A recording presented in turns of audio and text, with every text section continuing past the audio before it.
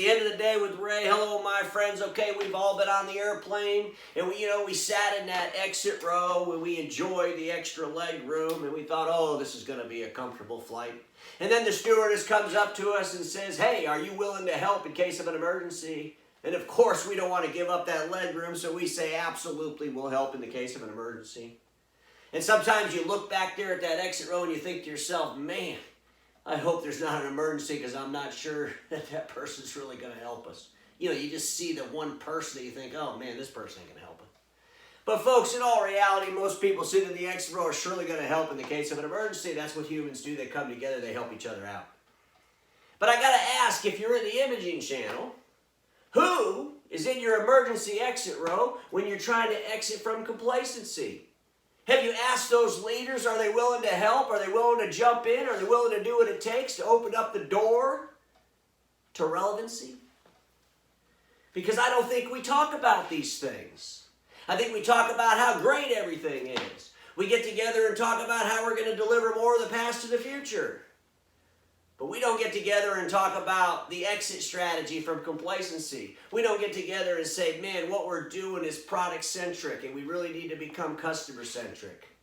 Man, what we're doing just doesn't make sense anymore. These outdated leasing programs don't make sense anymore. Why in the world do we continue to buy out customer agreements so premature and bury the new deal with a bunch of debt from the old deal? Why are we doing this? And folks, a lot of times we answer these questions because everybody else is doing this.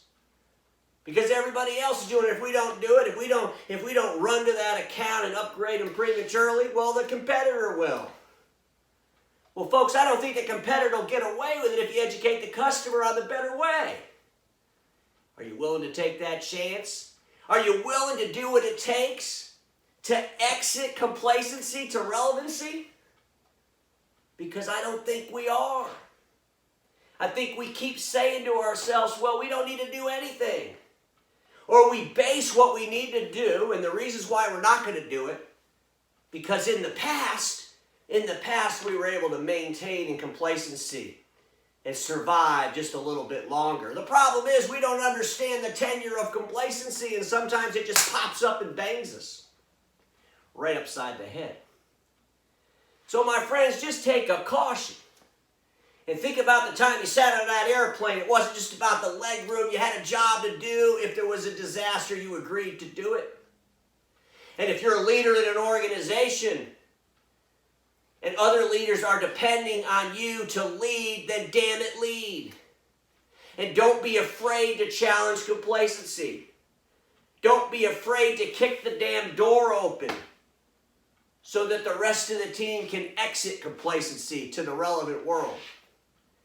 And quit blaming everything on the competitors. Because disruptors and innovation, guess what they do? They don't give a shit what the competitor does. Because they go out on a path to educate the customer on the better way and they win because the better way, a customer-centric way, always wins. So my friends, I'll end my time with this. Status quo is the killer of all that'll be invented. Don't get stuck in status quo and have a fantastic evening.